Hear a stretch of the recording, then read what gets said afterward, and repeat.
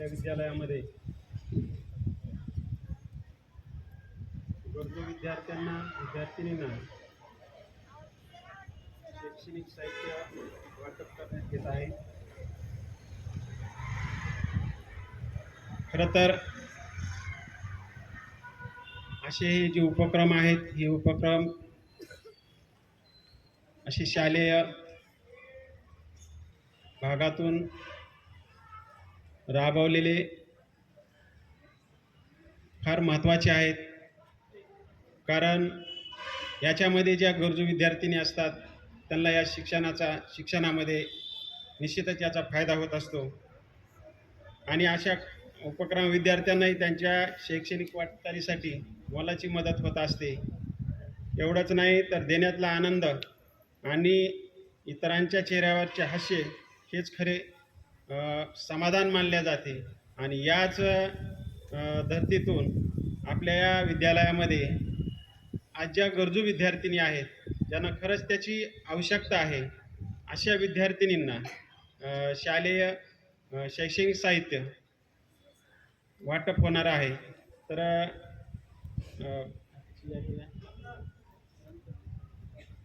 तर ठीक आहे, तर त्याची आपल्याकडे यादी आहे। त्या विद्यार्थ्यांच्या नंतर आपण त्यांचे नावं घेतल्यानंतर ते एक एक मुलीनं समोर यायचे।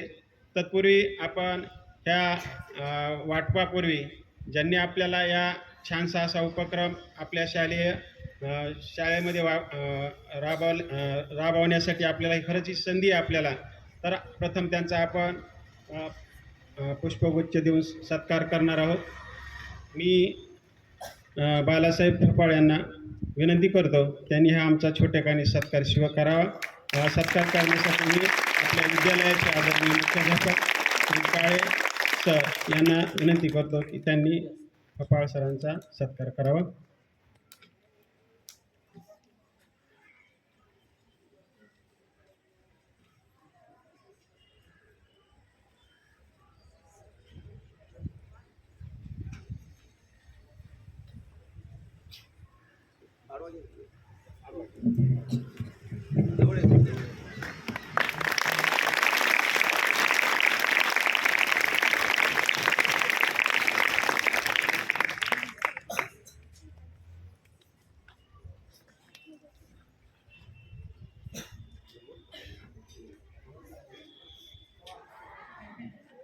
तर आपल्यासमोर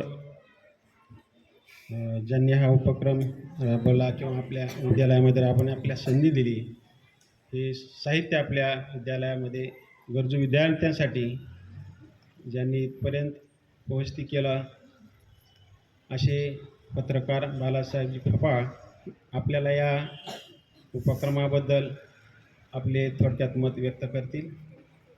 बालासाहेब फपाळ सर।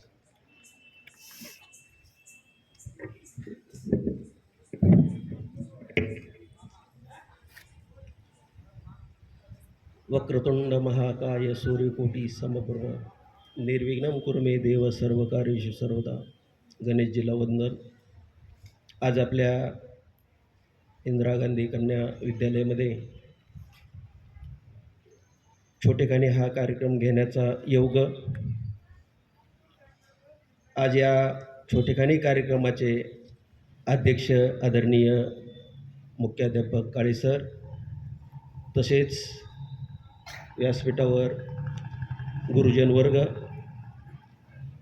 सर्व शिक्षक वृंद, शिक्षिका कर्मचारी वृंद व तुम्ही विद्यार्थिनी, आज आपल्या या ठिकाणी मारुती महाराज या इकडे 2 मिनिट या 2 मिनिटं।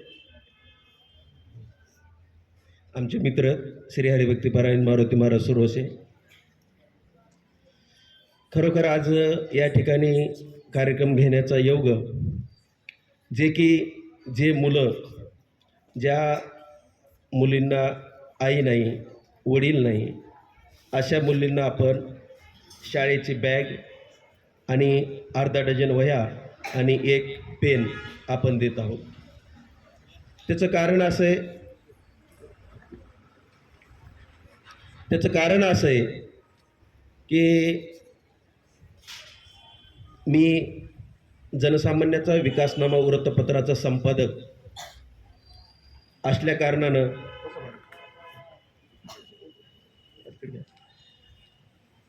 कारणानं आम्ही दिवाळी असेल किंवा वर्धापन दिन असेल आपल्या पेपरचा, तर त्यावेळेस आम्ही अनेका जवळ जाऊन एक जाहिरात घेण्याचा आमचा कार्यक्रम असतो आणि ती जाहिरात प्रसिद्ध देऊन काय त्याचं मानधन आम्ही घेत असतो. परंतु दिवाळीच्या पिरियडमध्ये माजलगाव या ठिकाणी मी असंच जाहिरात घेण्यासाठी दानशूर व्यक्तीकडे गेलो मी आणि त्या व्यक्तीला म्हणलं जाहिरात द्या, परंतु त्या व्यक्तीनं जाहिरात दिली नाही. परंतु त्यांनी सांगितलं की म्हणले आपण 1 जूनमध्ये एक चांगला उपक्रम राबवू, त्यांना गणवेश विद्यार्थ्यांना जे आईवडील नाहीत त्या विद्यार्थ्यांना गणवेश किंवा शालेय साहित्य आपण वाटप करू. मग ते सांगितल्याच्या नंतर मग असंच मी त्यांना जूनपासून कॉन्टॅक्ट करत होतो आणि कामानिमित्त थोडा वेळ लागला आणि त्यांनी सांगितलं 10-5 विद्यार्थ्याचे देऊ आपण. परंतु मी त्यांना जवळपास 56 विद्यार्थ्याची यादी दिली, 56 विद्यार्थ्याची सर्व यादी दिली आणि यादी दिल्याच्या नंतर आपल्या माध्यमिक विद्यालयामध्ये 35 विद्यार्थी, आपल्या शाळेतल्या 11 मुली आणि इतरत्र 6 मुलं मुली, ज्या काही जी 6 आहेत त्यांना आईवडीलच नाहीत असे मुलं मुली, त्यांना आपण गणवेश, अर्धा डझन वह्या आणि 1 पेन आपण त्यांना वाटप केलेला आहे. म्हणजे हा जी कार्यक्रम आहे, हा कार्यक्रम एक माझाही नाही, मी फक्त एक सेवकाचं काम करत आहे. कारण समोरच्या दानशूर व्यक्तीने दिला आहे आणि दुसरी गोष्ट त्यांनी आट टाकलेली आहे की सर माझं यामध्ये नाव घ्यायचं नाही. म्हणजे काही असे माणसं असतात, मी सांगेल की आपल्या या ठिकाणी श्री क्षेत्र बाबळगाव असेल किंवा आमचं तेलगाव असेल, तेलगावमध्ये 5 मिनटं घेतो सर. तेलगावमध्ये मी अखंड हरिनाम सप्ताह केला आणि सप्ताह केल्याच्या नंतर म्हणजे जगद्गुरू तुकाराम महाराज चतुर्शताब्दी निमित्त कार्यक्रम ठेवण्यात आला होता आणि त्या कार्यक्रमाचं मला एक तिथं अतिक्रमण काढलं आणि त्या ठिकाणी मला इच्छा झाली सप्ताह करण्याची इच्छा काय झाली. पंक्ती घेतल्या मी, कीर्तनकार मंडळी हे सगळं घेतलं. परंतु गावकरी मंडळी काय म्हणले की तुम्ही काय करा, आपण आमदाराकडे जाऊ आणि त्यांच्याकडून पंगत घेऊ. ठीक आहे म्हणलं. परंतु मी ज्या माणसाकडून पंगत अगोदर घेतली होती महाप्रसादाची काल्याची, त्या माणसाला फोन केला. त्या माणसाचं मी नाव सांगू शकतो, जेनिंगवालेत आपले मौलाली सेठ म्हणून, व्यंकटेश लक्ष्मी जेनिंग. तर त्यांना फोन केला, मौलाली सेठ अभी तुम्हारी पंगत कैंसिल हो गई, अभी क्या करेंगे? बोले हम मंदिर बना के देंगे. म्हणून तेलगाव चौकातलं मंदिर झालं. म्हणजे काय असतं, काही दानशूर व्यक्ती पण ते नाव सांगत नाहीत, परंतु कार्य करतात, सत्कार्य करतात. ज्या ठिकाणी अडीअडचण असेल त्या ठिकाणी ते धावून येतात. हे असे मोठे दानशूर व्यक्तिमत्व असतात. तसं त्या व्यक्तीनं आपल्या जवळपास 56 विद्यार्थ्यांचं शालेय साहित्य दिलेलं आहे. खरोखर म्हणजे त्यांचं अभिनंदन मी व्यक्त करतो. आणि या ठिकाणी श्री हरिभक्तीपरायण आमचे मारुती महाराज सुरवसेही या ठिकाणी उपस्थित राहिलेत. त्यांच्याही हाताने आपण वाटप करणार आहोत. त्यांचं स्वागत मी काळे सरांना करतो की त्यांनी आपण पुष्पगुच्छ देऊन मारुती महाराजांचं स्वागत करावं.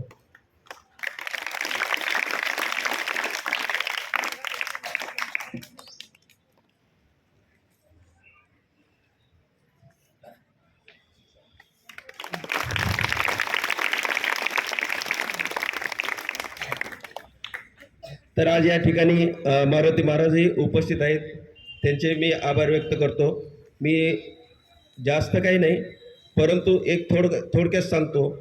आपण कधीही जीवन जगत असताना आपण प्रत्येकाने आपला स्वतःचा विचार जास्त करण्यापेक्षा आपण दुसऱ्याचाही विचार केला पाहिजे.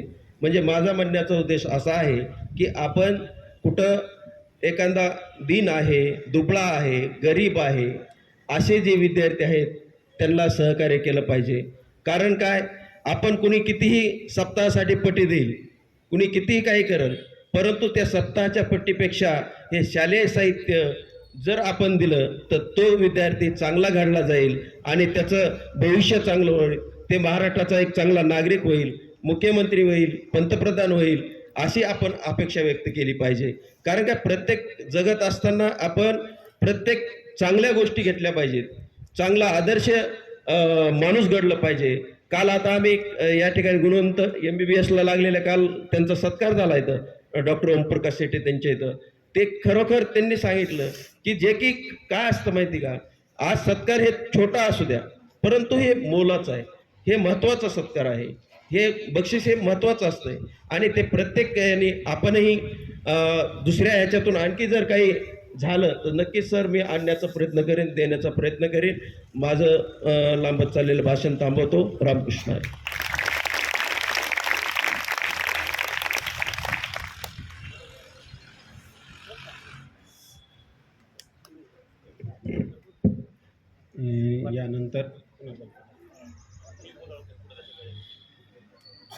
यानंतर ज्या मुलींची नावे घेण्यात येतील त्यांनी समोर यायचे.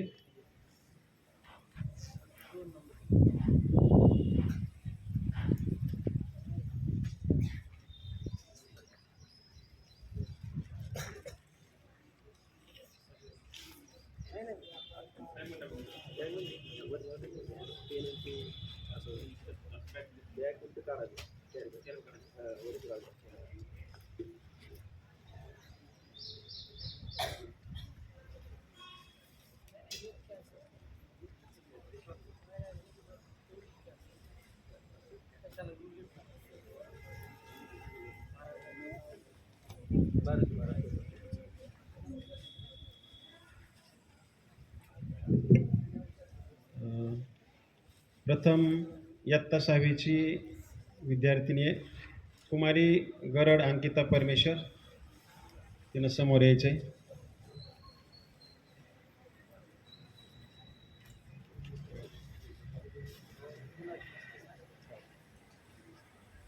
प्रथमतः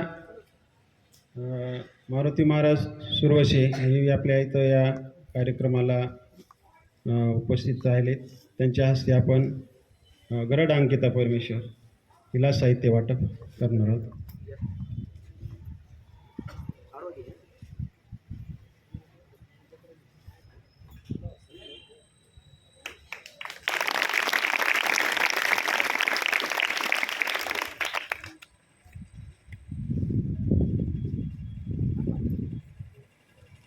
यानंतर कुमारी मिसाळ भाग्यश्री नवनाथ हिलाही समोर यायचे.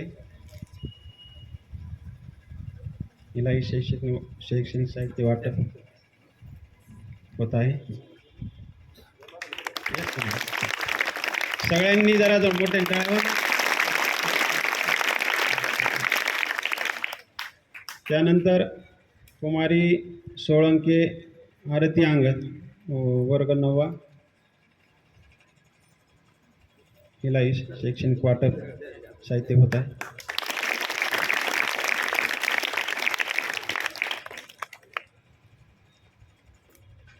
यानंतर कुमारी शिंदे बालिका गोरख इयत्ता 9वी हिलाही शैक्षणिक साहित्य वाटप श्री सोळंके सर यांच्या हस्ते होत आहे.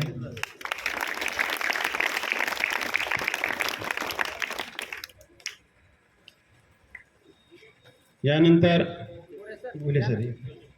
यानंतर फपाळ अंजली भारत हिलाही शैक्षणिक साहित्य श्री घुले सर यांच्या हस्ते वाटप होत आहे. फपाळ अंजली.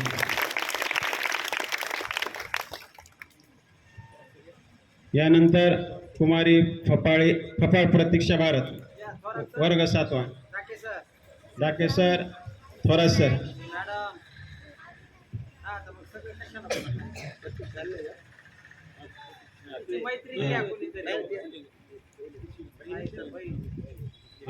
फपाळ प्रतीक्षा भारत. यानंतर कुमारी जगताप प्रियांका प्रकाश हिला पण शैक्षणिक साहित्य वाटप होत आहे. श्री डाके सर यांच्या हस्ते तिला शैक्षणिक साहित्य देण्यात येत आहे.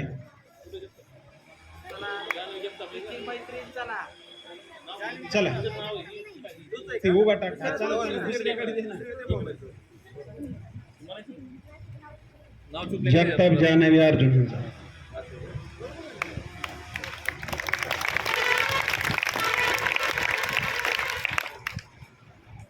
कुमारी राठोड प्रियांका प्रकाश इयत्ता 9वी मुदिराज मॅडम यांच्या हस्ते तिला शैक्षणिक साहित्य वाटप होते.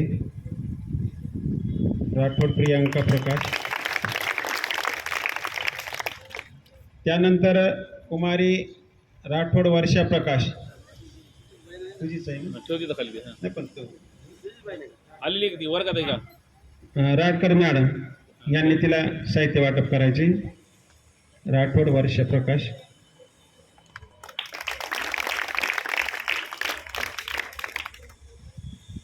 यानंतर कुमारी गायकवाड साक्षी. मोरे सरांना विनंती, त्यांनी तिला शैक्षणिक साहित्य वाटप करावं. गायकवाड साक्षी फोटो काढतात. आली का?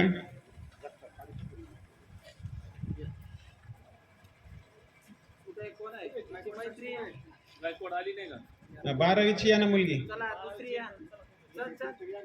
12वीच्या वर्गातलं कोण? तिची मैत्रीण. या कुणी पण या. गायकवाड साक्षी 12वी ना? नाही नाही.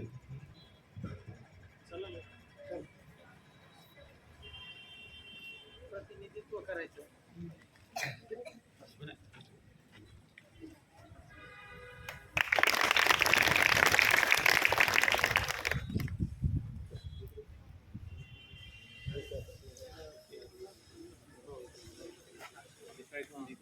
नंतर दिलेले पैकी कोण आहे आता नाव? आता हजर कोण आहे दिलेले पैकी नंतर कोण राहिला? या यानंतर कुमारी रेणुका यशवदे हा, या. वर्ग 9वा. हिला श्री गोबरे सर. गोबरे सर फोटो घे. चला समोर.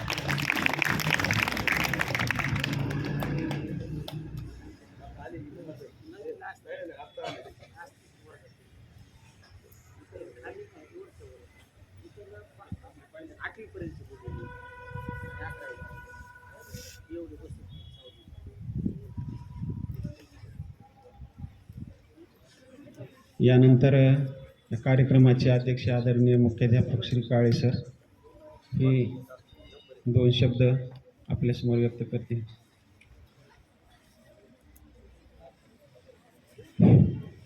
आज आपल्या विद्यालयामध्ये एक सामाजिक उपक्रम या ठिकाणं आयोजित केला. या कार्यक्रमाच्या उपस्थित आमचे मित्र एक संपादक बालासाहेब फपाळ, त्याचबरोबर त्यांचे मित्र मारुती महाराज सुरवसे, उपस्थित सर्व माझे सहकारी मित्र आणि विद्यार्थी. आपल्याला माहिती आहे की समाजामध्ये अनेक दानशूर असतात. जसं आपले फपाळ साहेबांनी सांगितलं की काही लोकांना गरिबांची जाण असते, गरिबाविषयी प्रेम असतं, गरिबाविषयी आपुलकी असते आणि त्यांना मदतही करावीशी वाटते, पण ते आपल्यापर्यंत पोहोचू शकत नाहीत. आणि मग कुणाला तरी त्यांनी सांगून ठेवलेलं असतं की आपल्याला दान करायचं आहे, इच्छा आहे, पण माहीत नाही. मग त्या माध्यमातून एके दिवशी आपले फपाळसाहेब या आपल्या शाळेत आले. त्यांनी माझी भेट घेतली आणि भेट घेतल्यानंतर त्यांनी विचारलं की सर, गरजवंत जे असतात, आता गरजवंत तर जर विचार केला तर सगळेच गरजवंत असतील, पण त्यालाही काही निकष असतात. मग काय निकष लावला? किंवा ज्यांना आई नाही किंवा वडील नाही, दोन्ही नाही, अशा विद्यार्थिनींना आपण काहीतरी हातभार लावू. ज्यांच्या शिक्षणामध्ये काहीतरी मदत करू, प्रत्यक्ष असो अप्रत्यक्ष असो. आणि मग त्यांनी आज आपण ऐकलं की आपल्या शाळेतल्या 11 विद्यार्थिनींना, त्याचबरोबर माध्यमिक विद्यालयामध्येही मुलामुलींना शैक्षणिक साहित्याचं वाटप केलेलं आहे, ज्याच्यामुळं काही ना काहीतरी आपल्या जीवनामध्ये बदल होतो. आपल्याला एक सहानुभूती आपल्यामध्ये निर्माण होते. ऐकणारे जे आजूबाजूचे असतात त्यांनासुद्धा या उपक्रमाचं कौतुक वाटतं. अरे, जगामध्ये कुणीतरी आहे. लक्षात ठेवा, सगळेच स्वार्थी आहेत का? नाही. अनेक लोक असेही आहेत की ज्यांना वाटतं इतरांना आपण काही ना काही मदत केली, जशी करता येईल तशी करा. असं आहे का? अशीच करा. आता आपण पाहिलं असेल 2 दिवसापूर्वी आपल्या शाळेमध्ये आपल्या शेजारच्या व्यक्तीनं सर्वांना गोड जेवण दिलं. आणि नुसतं गोड जेवण दिलंच नाही, परवा त्यांच्या मुलांचा वाढदिवस झाला. 5वी ते 12वीच्या सर्व विद्यार्थ्यांना केळीचं वाटप केलं. म्हणजे वाढदिवसच आपल्या शाळेत केला. म्हणजे असे उपक्रम खूप चांगले वाटतात. अशा पद्धतीनंच केलं पाहिजे. इतरत्र खर्च करण्यापेक्षा जर आपण एखाद्या गरिबावर जर खर्च केला तर आपल्यालाही त्याचं समाधान मिळतं आणि समोरच्याची गरज काय होते, पूर्ण होते. अशा याच्यातून आपण काय केला पाहिजे, बोध घेतला पाहिजे. निश्चितपणे आपल्या शाळेला ज्यांनी आपल्याला मदत केली त्या पपाळ साहेबांचं मी या ठिकाणी शाळेच्या वतीनं हार्दिक या ठिकाणी आभार व्यक्त करतो. कारण याच्यासाठी फक्त एकच गरज पूर्ण केली नाही. त्या दिवशी मी त्यांना सहज सांगितलं की आपल्या बससुद्धा व्यवस्थित चालत नाहीत, आले का आपल्याला अडचणी आहेत. त्यांनी हा मुद्दा ऐकला आणि तात्काळ डेपो मॅनेजरला फोन लावला आणि सांगितलं इथून पुढं कन्या शाळेच्या गाड्या कधी उशिरा आल्या नाही पाहिजे, वेळेवर आल्या पाहिजे. तेव्हापासून आपल्या गाड्यासुद्धा वेळेवर येतात. म्हणजे वेळोवेळी कोणतीही मदत असो की ते धडाडीनं. आणि आता त्यांनी सांगून ठेवलं, भविष्यात तुम्हाला जर कुठली मदत लागत असेल तर तीही सांगा, आम्ही तुम्हाला मदत द्यायला तयार आहोत. तर या प्रसंगी त्यांनी निश्चितपणे आपल्याला आनंद वाटला की असं या परिसरामधून काही असे दानशूर लोक, मदत करणारे लोक जर असे आपल्याला भेटले तर निश्चितपणे ज्यांना गरज आहे त्यांची गरज पूर्ण होत असते. तर या प्रसंगी मी एवढंच बोलतो आणि मी माझे 2 शब्द थांबवतो. धन्यवाद.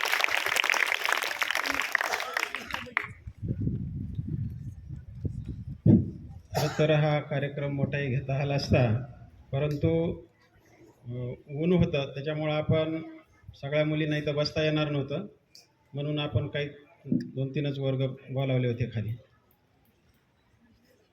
गरजू विद्यार्थ्यांच्या शैक्षणिक साहित्य वाटपाच्या कार्यक्रमाचे अध्यक्ष श्री आदरणीय काळे सर, तसेच या कार्यक्रमाला मारुती महाराज सुरवशे हेही लाभले आणि ज्यांनी आपल्यापर्यंत हे शैक्षणिक साहित्य पोहोचित केलं. खरं तर मला एक प्रश्न पडला तर सुरुवातीला नेमकं सांगायचं काय तुम्हाला की हे नेमकं कुणाकडनं आलं, काय आलं. पण फार असे लोक कमी असतात की जे आपलं नाव गुपित ठेवतात, आपलं नाव असं उघड करत नाहीत, पण त्यांची देण्याची इच्छा किंवा त्यांचं दानव तर खूप मोठं असतं. असे खूप मोठे फार लोक कमी असतात. तर ज्यांनी आपल्यापर्यंत हे साहित्य पोहोचित केलं असे बालासाहेब फपाळ, तुम्हीही या उन्हामध्ये हे सर्व कार्यक्रम शांततेने पार पाडला याबद्दल मी सर्वांचे आभार मानतो आणि छोटेखानी हा कार्यक्रम इथेच समाप्त करतो.